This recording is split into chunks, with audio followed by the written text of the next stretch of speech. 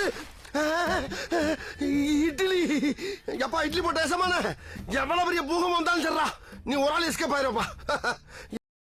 Welcome to ஐரக்ஷன் channel. எங்களோட videos உங்களுக்கு பிடிச்சிருந்ததுன்னா லைக் பண்ணுங்க, கமெண்ட் பண்ணுங்க, ஷேர் பண்ணுங்க, மறக்காம சப்ஸ்கிரைப் பண்ணுங்க. ஓகே, இப்போ என்ன வீடியோ பார்க்க போறோம்? எம்டிஎன் சேனல் தான் பார்க்க போறோம். ரீஸ்டார்ட் போட்ட வீடியோ தான் பார்க்க போறோம். பார்க்கலாமா? ஓகே. வணக்கம், எப்படி இருக்கீங்க அண்ணா? நல்லா இருக்கேன். அதான் முடிஞ்சு போனதெல்லாம் பேசுவாரு. நாம என்ன பார்க்க போறோம்? நாய் பிரியர்களின் கொடுமைகள். இதுக்கப்புறம் இவங்க நாய் பிரியர்கள் சொல்ல வேணாம், நாய் வெறியர்கள் சொல்லலாம். என்னடா எப்பயோ பேச வேண்டிய விஷயத்த இப்ப பேச வந்திருக்கேன். போன கல்யாணத்துக்கு மோனடி கேட்கலாம். நான் ட்ரிப்புக்கு போயிட்டேன். அந்த ட்ரிப் எல்லாம் போயிட்டாரா? வந்துட்டாருல, இனிமே கலக்கல் தான். இப்ப மட்டும் ஏன்டா நீ வந்திருக்க அப்படின்னு நீங்க கேட்கலாம். நாட்டுக்கு தேவை, அதனால் வந்திருக்கேன். இந்த இஷ்யூ பத்தி எனக்குமே சில விஷயங்கள் தோணுச்சு, அதை உங்ககிட்ட ஷேர் பண்ணலாம் அப்படிங்கிறதுக்காக தான் இந்த ஒரு வீடியோ.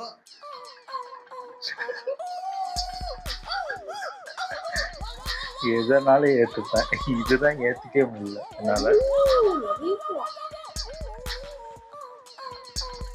நீயா நானால டாக் லவர்ஸ் பேசுறதை கேட்கும் போதும், அந்த எபிசோட் ரிலீஸ் ஆன பிறகு டாக் லவர்ஸோட ரியாக்ஷனை பார்க்கும் போதும், ஒரு ரேபிஸ் வந்து ஒரு கொடூரமான நாயை விட மோசமான மனிதர்கள் இருக்காங்க அப்படிங்கிறது நமக்கு புரிஞ்சுது. அந்த ஸ்ட்ரீட் டாக் பார்க்கும்போது கூட கோவம் வராது, இவங்கள பார்த்தா தான் கோவம் வருது. அந்த எபிசோட் பார்க்கும்போது உண்மையாவே எனக்கு கோவம் வந்துச்சு. கேட்டா கருணை உள்ளம் கொண்டவங்க நாங்க, எல்லா உயிர்களிடமும் நாங்க அன்போடு இருப்போம், பிறப்புக்கும் எல்லா உயிர்க்கும் ரொம்ப புனிதர்கள் மாதிரி வேஷம் போட்டுட்டு இருக்காங்க. அது எல்லாமே இந்த ஷோல தான் வெளியே வந்துச்சு. ஆனா இந்த ஷோ ரிலீஸ் ஆன பிறகு இந்த டாக் லவர்ஸ் எல்லாம் சேர்ந்து கோபிநாத் ஒரு பக்கம் கடிக்க ஆரம்பிச்சிட்டாங்க. ஆமா ஆமா. இன்னொரு பக்கம் இந்த ஷோ வந்துட்டு ஒரு டிஆர்பிக்காக பண்ண வேலை, எங்க எல்லாரும் ஏமாத்திட்டாங்க. கழுத்து அறுத்துட்டானே டாஸ். நாங்க பேசுற நல்ல நல்ல பாயிண்ட்ஸ் எல்லாத்தையும் ட்ரிம் பண்ணிட்டாங்க.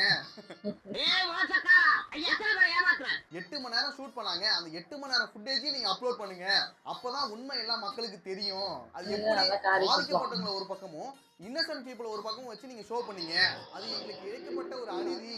நான் எவ்வளவு ஃபீல் பண்ணிருப்பேன். சரி, ரொம்ப வருத்தப்படாதீங்க, வேணா 2 கட்சிக்கு வாங்கி தரேன், தொடச்சுக்கோங்க. அது மட்டும் இல்லாம கோபிநாத் வந்து ஒரு பக்கமாவே பேசினாரு, எங்க சைடுக்கு வந்து சப்போர்ட் பண்ணவே இல்ல. எதுக்கு சப்போர்ட் பண்ணா?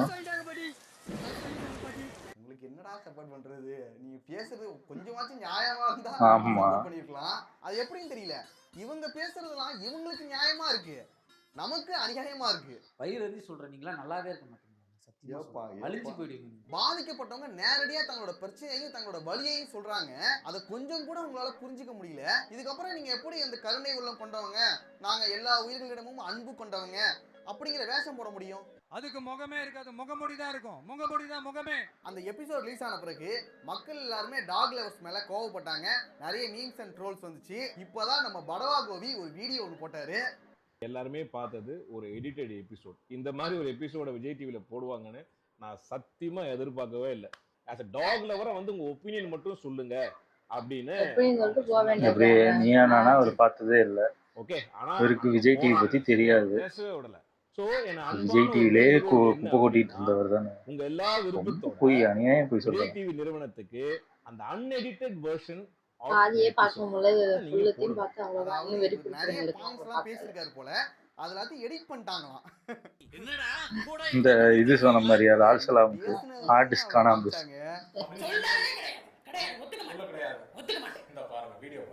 அப்ப நகரத்துல நான் ஒரு வராதீங்க, நைட்ல வராதீங்க, அந்த மாதிரி புது ஏரியாக்கு போகாதீங்க. அப்படி வரீங்க அப்படின்னா பாதுகாப்போட வாங்க, அவ்வளவுதான். இந்த வீடியோவுக்கு என்ன சொல்ல ஒரு நாள் ஃபுல்லா ஷூட் பண்ணுவாங்க, அதை வந்து 1 ஹவர்க்குள்ள எடிட் பண்ணி அப்லோட் பண்ணுவாங்க. இதுதான் நீயா நானோட கான்செப்ட். இது ஒரு சாதாரண மனுஷனுக்கு தெரியலனா கூட சரிடான்னு சொல்லி விட்டுறலாம். இவரு மீடியால இருக்கிற ஒருத்தர், இவர் ஆல்ரெடி விஜய் டிவில நிறைய ஷோஸ்லாம் பண்ணிருக்காரு, இவருக்கு தெரியலையா? எப்படி நம்புற மாதிரியா இருக்கு.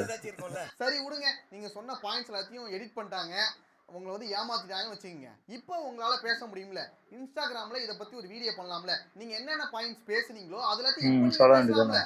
அது என்னன்னு சொல்லு. திரும்பி அடிச்சாங்கன்னா உண்மையாவே நீங்க நல்ல பாயிண்ட்ஸ் பேசியிருந்தா மக்கள் எல்லாம் புரிஞ்சுப்பாங்களே. ஆனா அத பேச இல்ல, பேசா அதுக்கு அடிப்பாங்க. எங்களை ஏமாத்திட்டாங்க, நீங்க வந்து ஃபுல் எபிசோட வந்து அப்லோட் பண்ணுங்க, அது ஒரு பக்கம் இருக்கட்டுங்க. நீங்க பேசணும்னு நினைச்சதை இப்ப பேசுங்க, நாங்க புரிஞ்சுக்கிறோம். யோ பேசு, பேசியா. ஏன்னா உங்களால பேச முடியாது. நீங்க பேசுறது எல்லாமே தப்பு தான். நீங்க பேசுற விஷயங்கள் எல்லாத்தையும் அங்க கரெக்டா அப்லோட் பண்ணிட்டாங்க. நீங்க மறுபடியும் பேசுனா மறுபடியும் போட்டு அடிப்பாங்க. அதான் அதுதான் நடக்கும். சும்மா தடவை விட்டுருந்துருப்பாங்க. அடுத்த பேஷன் அம்மு ராமச்சந்திரன். இதுதான் மெயின். 8 மணி நேரம் ரெக்கார்ட் பண்ண ஒரு விஷயத்த வெறும் 45 நிமிஷம் எடிட் பண்ணி போட்டிருக்காங்க. அது மட்டும் இல்லாம நீங்க எல்லாருமே வந்து அன்எடிட்டட் வெர்ஷன் பாத்தீங்கன்னா என்ன நடந்துச்சு அப்படிங்கிற விஷயம் தெரியும். ஆனா ஆப்போசிட் சைடுல இருக்கவங்களுக்கு கொடுக்கப்பட்ட வாய்ப்பு தான் அதிகம். மேட்டர் ஆஃப் டிஆர்பி எதுக்காக நீங்க இந்த மாதிரியான ஒரு அக்லி கேம் விளையாடி இருக்கீங்கிறது எங்களுக்கு ஒண்ணுமே புரியல. இவங்களும் அதே தான் சொல்றாங்க. ஒருவேளை எல்லாம் ஒரே குரூப்பா வாட்ஸ்அப் குரூப்ல பேசிப்பாங்களா? இருக்கும் 8 hours ஷூட் பண்ணி எடிட் பண்ணிட்டாங்க. நாங்க பேசுற நல்ல நல்ல பாயிண்ட்ஸ் எல்லாத்தையும் எடிட் பண்ணி தூக்கிட்டாங்கங்கற அதே விஷயத்தை தான் இவங்க சொல்றாங்க. இப்போ நீங்க பேசுன அப்போ மோசமான விஷயம் வந்து உங்களே ஒத்துக்கிறாங்க. எடிட் பண்ணிட்டாங்கன்னு வச்சுங்க. இப்போ நீங்க நல்ல விஷயம் பேசுங்க.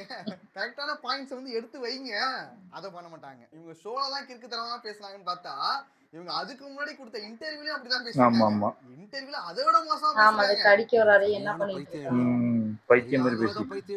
நல்லவேளை விஜய் டிவி கோவப்பட்டு 8 hours ஃபுட்டேஜ் அப்லோட் பண்ணல. என்ன ஆயிருக்கும் கதி? என்னென்ன வளைய வச்சிருக்கீங்கன்னு தெரியலையே. நார்மலா ஒரு இன்டர்வியூலயே அப்படி பேசி வச்சிருக்கீங்க. அந்த நீயான ஷோல என்னென்ன பேசி வச்சிருக்காங்கன்னு தெரியல. இதுதான் ரெண்டு பேருக்கும் விட்டுறணும், அப்பதான் தெரியும். எனக்கு நல்லதோ இல்லையோ உங்களுக்கு விட்டாங்க. இன்னும் டிஆர்பி கிரீடம் நாய் கடிச்சு கொதற வரைக்கும் பெட்ரோல் எங்க போனீங்க?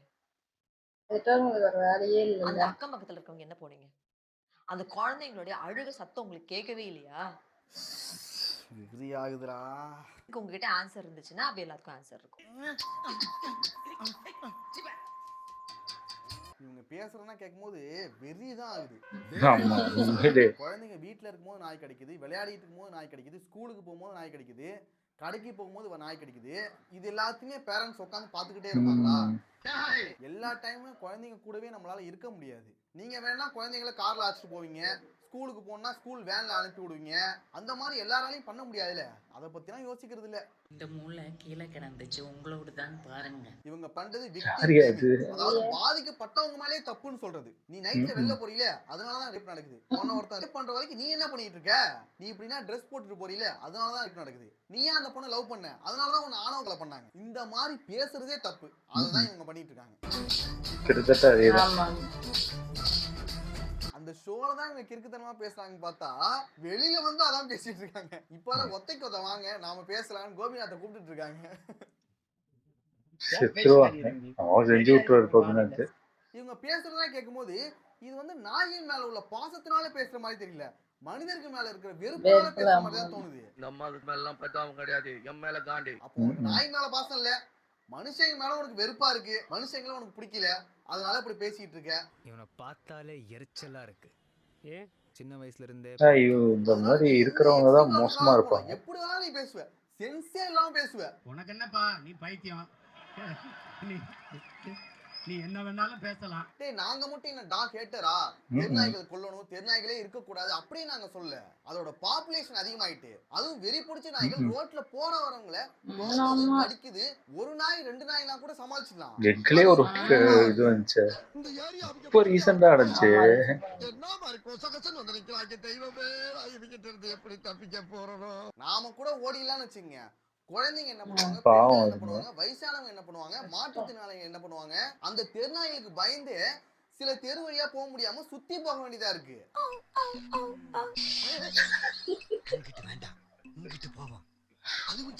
நைட்ல போனா கிடைக்குது, பகல்ல போனா கிடைக்குது, குழந்தைங்க பெரியவங்க எல்லாரையும் கிடைக்குது. எப்ப என்ன ஆகும் என்ன குழந்தைங்கன்னு பார்த்தாதான் பயங்கரமா இருக்கு.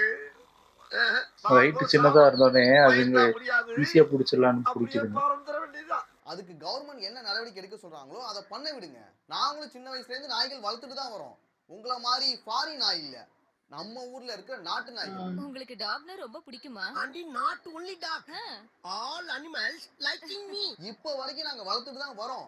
அதனால நாய்களுக்கு ஏதாச்சுன்னா நாய்களை கொல்றது வந்து எங்களுக்குமே விருப்பம் கிடையாது. அதை ஃபர்ஸ்ட் புரிஞ்சுங்க. அதே சமயம் மனிதர்களுக்கே இங்க பாதுகாப்பு இல்லைன்னா என்ன பண்றது? உங்களுக்கு உண்மையாவே தெருநாய்கள் மேல பாசம் இருந்துச்சுன்னா ஆயிரமா லட்சமா செலவு பண்ணி வாங்குறீங்களே ஒரு ஃபாரின் நாய், அதை வாங்காதீங்க. அந்த ஃபாரின் நாய்க்கு பதிலா நம்ம ஊர்ல இருக்கிற நாட்டு நாய்களை தெருநாய்களை வளர்க்கலாம்ல. ஃபாரின் நாய்களை இங்க விற்கவும் கூடாது, வாங்கவும் கூடாது, அதை பேன் பண்ணணும் அப்படின்னு சொல்லிட்டு நீங்க போராட்டம் பண்ணலாம்ல. ஒரு உண்மை என்னன்னா, ஒரு ஃபாரின் நாயை வளர்க்குற செலவுல 5 நாட்டு நாயை நீங்க வளர்க்கலாம். 5 இல்ல 10 கூட வளர்க்கலாம். ஒரு ஃபாரின் நாயையும் நம்ம ஊர் நாட்டு நாயையும் ஒன்னாவே சேர்த்து வச்சு உங்களால வளர்க்க முடியாது. இது எப்படி பண்ணுவீங்க? நல்லா கழுத்து முட்டை சோத்த தின்னுட்டு ஒரு ஹாபிக்காக இந்த வேலையை பார்த்துட்டு இருக்கானுங்க போல. எங்க நாய் அப்படின்னு சொல்றது நீங்க சொல்ற மாதிரி நாங்க வளர்க்குற நாய், எங்க ஏரியால இருக்கக்கூடிய நாய், இதெல்லாம் எங்க நாய், நாங்க எடுத்துக்கலாம். ஐ ஃபீல் அந்த 4 legged animals என் குழந்தைங்களா நினைக்கிறேன். தப்பா சார்? நாங்க வளர்க்குற நாய்கள், நாங்க சாப்பாடு வைக்கிற நாய்கள், எங்க தெருவில் இருக்கிற நாய்கள் வந்து எங்களோட குழந்தைகள் மாதிரி அப்படின்னு சொல்றாங்க. ஆனா அந்த நாய் ஒருத்தனை கடிச்சிட்டா அதுக்கு நாங்க வந்து பொறுப்பு ஏற்றுக்க மாட்டோம். அதுக்கும் எங்களுக்கு சம்மந்தம் கிடையாது. இது என்னடா நியாயம் இருக்கு? எனக்கு எந்த சம்பந்தம்? இதுதான் எங்க கிட்ட இருக்கிற பிரச்சனையே. இவங்க நாய்களுக்காக சாப்பாடு வைக்கிறாங்க, வளர்க்குறாங்க, அதுக்காக சப்போர்ட் பண்றாங்க, எல்லாமே பண்றாங்க. ஆனா அது ஒருத்தனை கடிச்சிட்டா அப்ப ஓடிடுறாங்க. நாய்க்காக சப்போர்ட் பண்ணி பேசுற நீங்க நாயினால வர பாதிப்புகளுக்கும் பொறுப்பேற்றுக்கணும்ல, அதை பண்ண மாட்டாங்க. அது அனாவசியம். இப்போ ஒருத்தர் வீட்டுல வச்சு ஒரு நாய் வளர்க்குறாங்கன்னு வச்சுங்க, அந்த நாய் யாரையாவது கடிச்சதுன்னா, அந்த நாயால ஏதாவது பிரச்சனை வந்துச்சுன்னா அந்த வீட்டு ஓனரை நம்ம கேட்கலாம். இப்ப தெருநாய்கள் கடிச்சதுன்னா யார்கிட்ட நம்ம போய் கேட்கறது? கவர்மெண்ட் போய் கேட்கறாங்க. இவனுங்களுக்கு எப்ப சாதகமோ அப்ப வெளியே வருவானுங்க. டேய் நம்பர் 1 சுயநலவாதிகள் நீங்க தான்டா. உங்களுக்கு எப்ப தேவையோ அப்ப வெளியே வரீங்க. அந்த ராட் வந்து அந்த வண்டியே நாசம் பண்ணிடுச்சு. 10,000 ரூபாய் செலவாச்சு. உங்களுக்கு சொல்லல கோவம் வருதா இல்லையா? எனக்கு ரொம்ப ஃபீல் ஆயிட்டு எனக்கு கேவலம் ஒரு 10,000 போனதுக்கு அவ்வளவு அழுதுருக்கீங்க, ஃபீல் பண்ணி சொல்றீங்க. அப்போ ஒரு குழந்தைய இழந்தவங்களுக்கு எவ்வளவு வேதனையா இருந்திருக்கும், எவ்வளவு வலியோட இருந்திருப்பாங்க. உங்களை சத்தியமா எங்களால புரிஞ்சுக்கவே முடியல. ஐயோ எனக்கு ஒண்ணுமே புரியல. எனக்கு டவுட்டா இருக்கு, இவங்க நாய்களுக்காக சப்போர்ட் பண்றதுக்கான காரணம் என்ன? உண்மையாவே நீங்க மனிதாபிமானத்தோட தான் நாய்கள் மேல பாசம் வச்சிருக்கீங்களா, நாய்களுக்கு சப்போர்ட் பண்றீங்களா, இல்ல அதுக்கு பின்னாடி வேற ஏதாவது காரணம் இருக்காங்கிற டவுட்டே இருக்கு எங்களுக்கு. சில எலிட் இருப்பானுங்க, அவனுங்க டாக வந்து மார்னிங் வாக்கிங் அழைச்சிட்டு வருவானுங்க. அப்ப அந்த டாகுக்கு ஒரு மசில் மாஸ்க் கூட போட்டுக்க மாட்டானுங்க. பெரிய கூலி படத்துல வர அமீர் கான் நினைப்பு.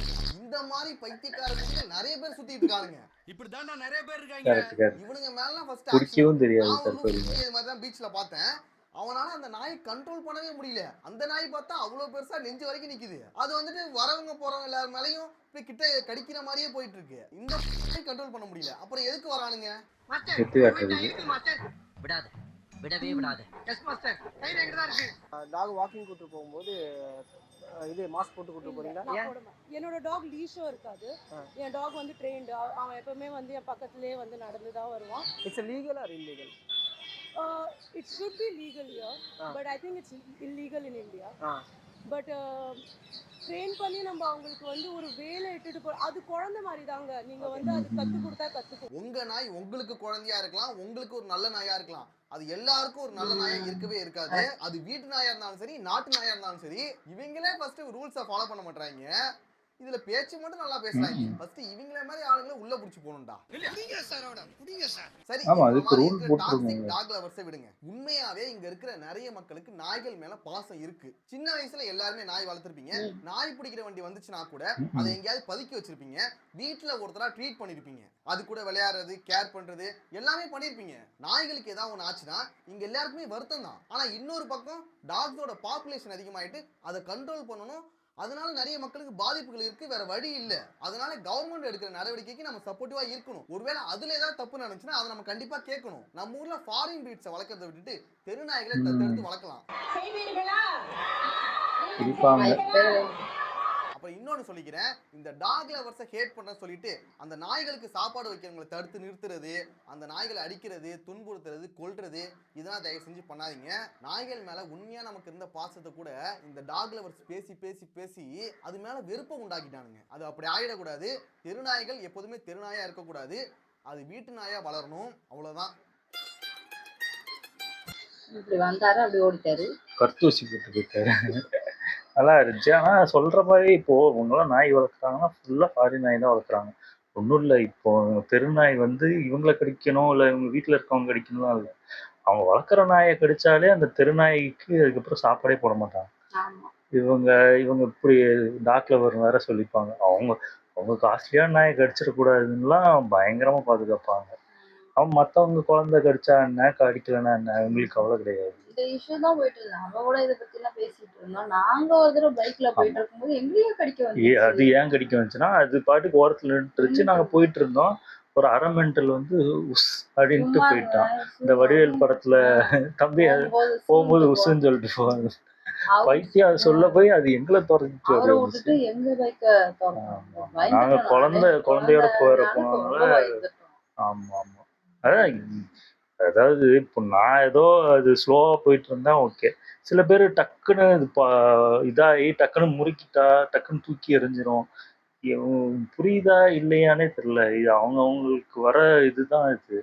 இவங்க அசால்ட்டா சொல்றாங்க. இப்போ நான் பார்க்குறேன் எங்க தெருவுலே இத்தனை நாய் எங்க தெருவுல இருக்கா அப்படின்னு பார்க்குறேன். அவ்வளோ நாய் இருக்கு. பார்த்தா அந்த கார் விட்டுருக்க இடத்துலலாம் ஒளிஞ்சு அங்கங்க படுத்து கிடக்குது. ஓ இந்த பரிதாபம் சொன்ன மாதிரி உண்மையிலேயே ஒரு நாய்க்கு ஜொல்லு ஊத்திட்டு இருக்கு. அது யாருக்கு கிள்ள படுத்து நம்ம யதார்த்தமா கடைக்கு போகும்போது நடந்து போறோம், அது உள்ளே இருந்து ஓடியாருவோம். எப்ப கடிக்கும்னே தெரிய மாட்டேங்குது. பயமா தான் இருக்கு. நானும் ஒரு வாட்டி சின்ன வயசுல வேற ஒருத்தவங்க நாய் வந்து நான் பண்ருட்டில் இருக்கும்போது அது எங்க வீட்டுக்கு வரும். அப்பப்போ சாப்பிட்றதுக்கு மட்டும் வரும். அது எங்க நாயே கிடையாது ஆக்சுவலா. அது வேற ஒரு வீட்டுல வளர்ந்துட்டு இருந்துச்சு. ஆனா அது என்னாச்சுன்னா எங்க வீட்டுல அவங்க பக்கத்துல இருக்க வீட்டுக்குலாம் போய் சாப்பிட்டுலாம் வரும். இப்போ இந்த நாய் பிடிக்க வந்தோடனே நான் அந்த நாயை கூட்டு பிடிச்சி உள்ள வச்சிருந்தேன் எங்க வீட்டுக்குள்ள.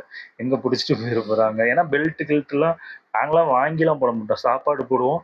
நாங்க வந்து ஸ்கூல் முடிஞ்சு ரொம்ப தூரம் எங்க வீட்டுல இருந்து அதோட பேர் ராமு அப்படின்னு கத்துறோம். அங்க இருந்து ஓடி வரும். அந்த சவுண்ட் அதுக்கு அவ்வளவு டக்குன்னு கேட்டுரும். நல்லாதான் இருந்தது. இப்ப கொஞ்சம் அதிகமாவும் ஆயிடுச்சு. நாயும் கொஞ்சம் வித்தியாசமா நடந்தது. தெருநாய் நல்ல நாயும் இருக்கு.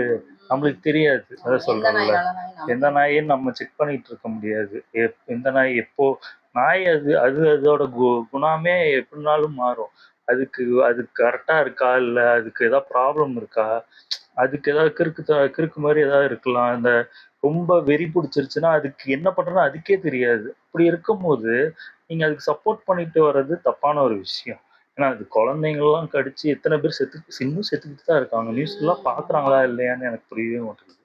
இது இயல்பான அந்த வாழ்க்கையில வந்தா தெரியும். இவங்க கொஞ்சம் ஐயா இருக்கிறதுனால சொல்ற மாதிரி அவங்கலாம் கார்லயே போயிட்டு கார்லயே வந்துடும். ஏன்னா கார்ல அது நாயை துரத்துனா நாய்க்கு தான் ஆபத்து. கார்ல இருக்கவங்களுக்கு ஒரு ஆபத்து இல்லை. அவங்க பாட்டுக்கு மேக்சிமம் பாத்தீங்களா இந்த தெருநாயை அடிச்சு தூக்குறதே இந்த கார்ல போறவங்க தான். ஆனா பாத்தீங்கன்னா அவங்க தான் அன்பை பொழிவாங்க எனக்கு தெரிஞ்சு.